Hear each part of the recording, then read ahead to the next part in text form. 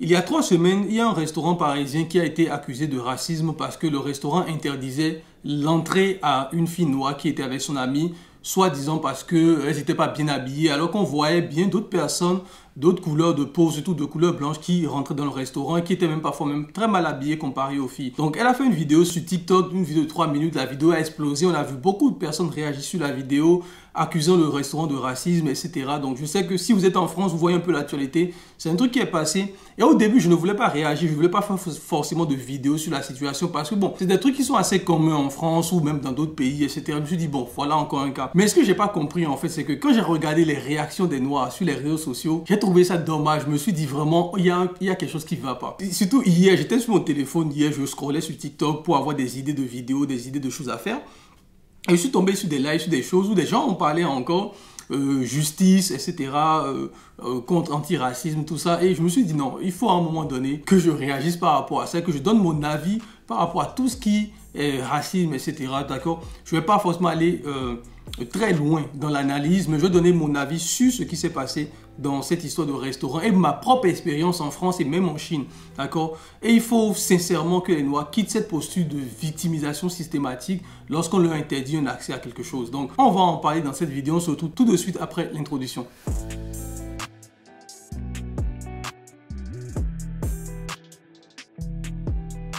Salut les amis, j'espère que vous allez bien. Donc je pense que vous avez compris par rapport à ce que je disais dans l'introduction qu'on va parler du cas du restaurant qui s'appelle Manco Paris, je pense, hein, Manco Paris plutôt, si je ne dis pas, je ne prononce pas mal le nom. Donc qu'est-ce qui s'est passé? Vous le savez, il y a le Virgile qui a renvoyé des filles qui voulaient rentrer. Et moi, par rapport à ma propre expérience personnelle et tout, quand je suis venu en France en 2012, je pense en 2013-2014, mes amis, j'ai des amis blancs qui disaient ouais, il y a une soirée étudiante dans une boîte de nuit et tout. Et à l'époque, je me suis dit ok, pourquoi pas, c'est une soirée étudiante, donc c'est pour les étudiants. Et moi personnellement, je suis jamais allé en boîte de nuit réellement.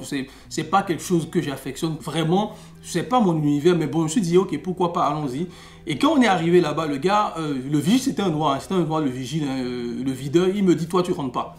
Tu vois, il me dit clairement toi tu rentres pas. Et je me suis dit mais pourquoi? Il dit non, il n'a même pas donné de truc.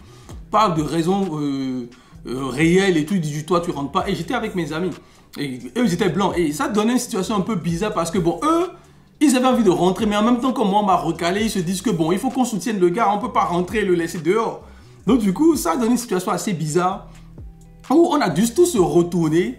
Et c'est la première fois, moi, j'ai eu contact avec cette situation de racisme, j'ai envie de dire, où on m'a interdit de l'entrée à quelque chose. Mais sincèrement, je pense que aujourd'hui, je dois remercier ce gars-là. Je dois le remercier parce que quelque part, c'était pas mon univers. Et en plus, moi, ça m'a permis justement d'aller voir autre chose. C'est là où je veux en venir. C'est que en France, il y a un vrai problème avec la communauté noire, d'accord? La plupart du temps, pourquoi les gars vous insistez à aller là où on vous renvoie? Moi, je n'arrive pas à comprendre. Et sincèrement, vous voulez aller dans un restaurant. Les gars ont refusé. D'accord? Peu importe, aujourd'hui le restaurant ment. Moi je pense qu'ils mentent quand ils disent que non, que c'est la décision du vigile. J'ai eu un ami qui était vide dans une boîte de nuit. Souvent, qui me l'a dit à l'époque, hein, c'est les décisions du patron. D'accord? J'ai eu un ami qui était même un étudiant sénégalais, il était assez baraqué. Et pour se sortir un peu de certaines situations compliquées, à un moment donné, il a été videur, il a été gardien, il a fait plein de petits boulots comme ça. Il nous a dit non, parfois c'était des instructions qu'on recevait du management. C'était pas nous-mêmes qui allons décider, non. À un moment donné, on avait des pourcentages, on dit non, s'il y a trop de personnes, parfois même recevaient des appels en disant maintenant ça suffit. Donc c'est des choses qui se passent. Mais ce que moi je ne comprends pas avec la communauté noire, c'est que tout le temps, pourquoi on veut aller dans des endroits où on ne veut pas de nom? Il y a plus de 10 000 restaurants à Paris seul. D'accord, à Paris seul, Paris intramuros, ça a plus de 10 000 restaurants. Si on ne te veut pas quelque part, mec, va dans un autre restaurant. Pas besoin de faire toute une manifestation de crier au racisme, parce qu'il y a aussi un double standard chez nous les Noirs. C'est que si ce restaurant appartenait à un Noir, ou bien si ce videur était un Noir, etc., ils allaient faire un tapage médiatique. Mais vous avez vu avec quelle douceur elle parlait, oui, mais s'il vous plaît, mais on est habillé, oui, mais pourquoi pas, on doit en rentrer, d'autres personnes rentrent. Mais si c'était un restaurant noir qui disait non, vous rentrez pas, ça aurait été la catastrophe, elles auraient fait du tapage, etc., etc.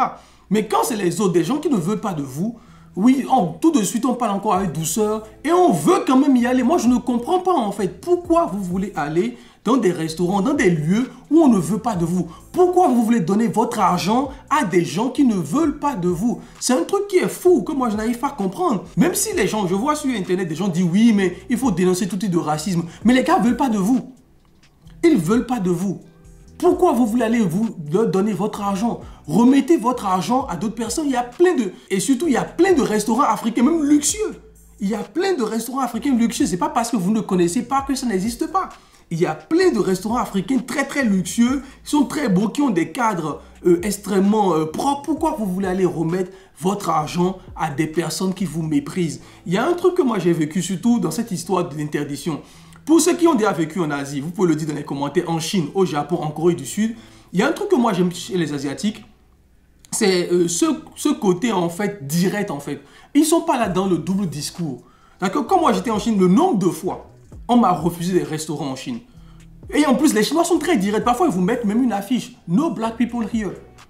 On a voulu réserver des Airbnb à l'époque en 2019 où la gare nous a dit non, nous ne voulons pas de noirs chez nous.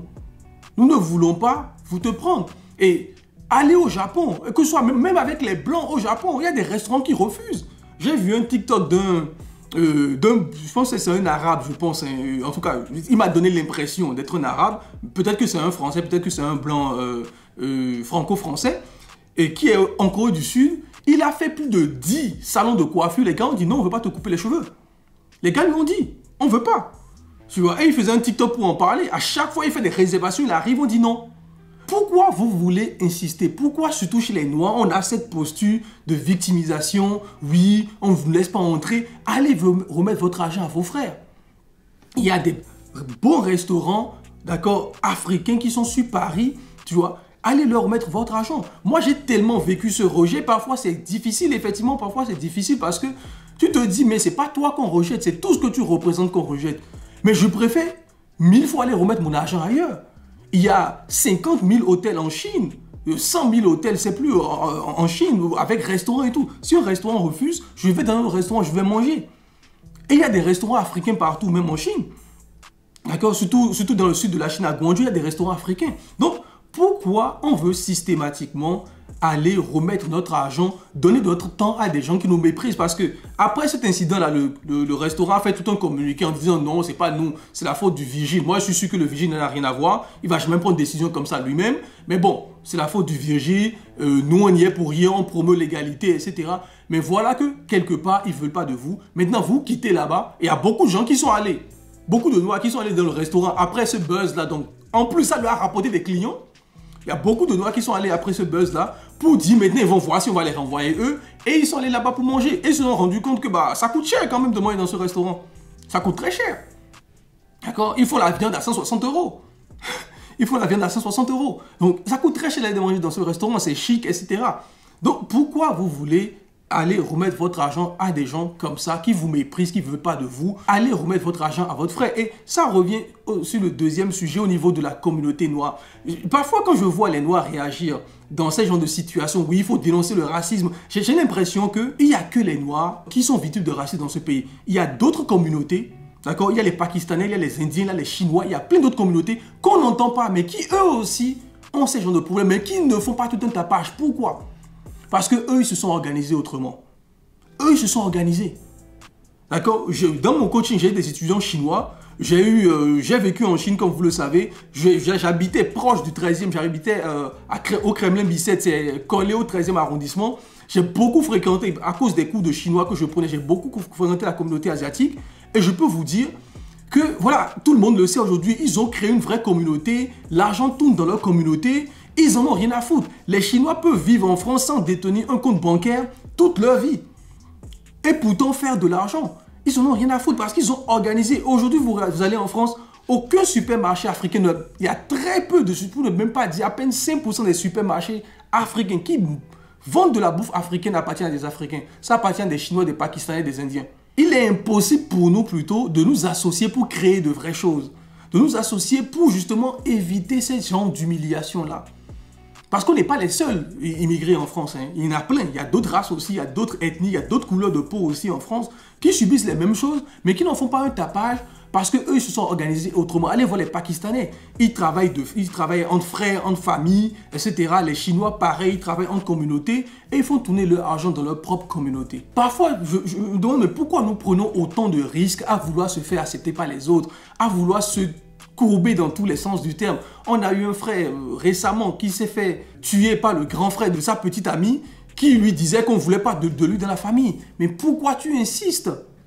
Pourquoi tu insistes à vouloir sortir avec la fille alors que tu es menacé tous les 2 jours? Pourquoi tu insistes? Et on l'a tué bêtement pour sa famille. D'accord, dans un moment donné, je pense en tant que communauté, c'est vrai que le discours, oui, les droits de l'homme, tout le monde, toutes les races se valent, on est en France, c'est la liberté, c'est l'égalité, c'est beau ce discours, c'est un très beau discours, mais dans la réalité, ça ne marche pas. Dans la réalité, les gens ne fonctionnent pas communauté, les gens sont dans leur communauté et ne fonctionnent pas communauté. Ça ne veut pas dire de ne pas aller voir d'autres communautés, mais allez voir les gens qui vous respectent. Quand un restaurant vous dit non, allez dans un autre restaurant. Si vous avez envie de manger asiatique, vous avez envie de manger coréen, vous avez envie de manger, c'est pas parisien, peu importe, c'est pas comment je vais appeler ça, et qui vous ferme la porte, allez dans le prochain et passez à autre chose. Ça ne sert à rien de faire tout un tapage dessus. Parce que finalement, on va dire oui, c'est toujours eux. Parce que dans l'inconscient des gens, je vais vous dire la vérité, c'est ce que les gens pensent. Hein. Ça me fait venir sur les histoires de quotas. Quand on dit que oui, dans les entreprises doivent définir des quotas, il faut avoir des quotas à la télévision. Moi, c'est quelque chose sur lequel je suis totalement contre. Parce que ça veut dire intrinsèquement en fait que tu n'as pas été mis là parce que tu es compétent. Tu as été mis là parce qu'il fallait le quota de Noirs, le quota d'Arabes, le quota de Chinois dans l'entreprise. Parce que même si tu es compétent, c'est ce que les gens vont penser. Il n'est pas là parce qu'il est compétent, il est là parce qu'on voulait remplir un quota. Et je vous dis, les gars, créez votre entreprise. Si on doit vous mettre des quotas, créez votre entreprise. Et les Chinois l'ont bien fait. Vous avez déjà vu les Chinois aller se bagarrer pour des quotas pour la télévision? Non, ils ont créé leur propre chaîne de télévision.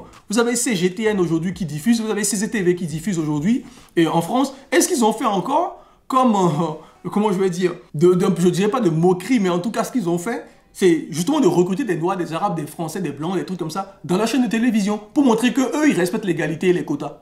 Pourtant, ils l'ont fait pour eux, pour leur communauté. Allez voir CGTN, vous allez voir des journalistes noirs, des journalistes arabes, des journalistes blancs, des journalistes chinois. Ils ont mis tout le monde sur les chaînes chinoises. D'accord? Pour prouver aux autres qu'on n'a pas besoin de vous, mais nous, on va faire ce que vous n'arrivez pas à faire.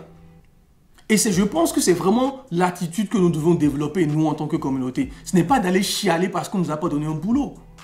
Ce n'est pas d'aller chialer parce que non, il faut, le logement, nous refuse des logements. Mais il y a plein de frères noirs qui sont investisseurs immobiliers, qui ont des logements, mais allez chez eux. Pourquoi vous ne voulez pas aller chez vos frères? C'est ce que je ne comprends pas.